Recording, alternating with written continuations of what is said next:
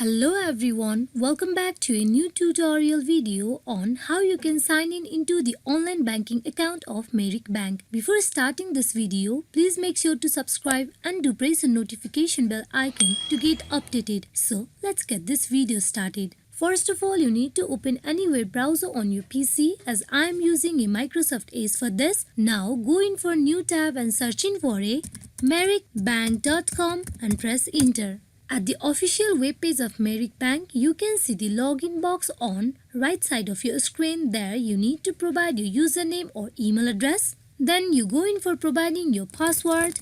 After you provide both the details, that is your username and password, you click on login where you will get directly logged in into your online banking account of Merrick Bank. Just in case if you forgot your password or username for the online banking account of the Merrick Bank, you need to click on the link provided, that is forgot username or password. Once you click on it, you will be redirected to the another page where you need to follow the further instruction that has been provided. Then you will be able to have your username or password. Hope this video is fruitful for you all on how you can get signed in into the online banking account of Merrick Bank. Thank you.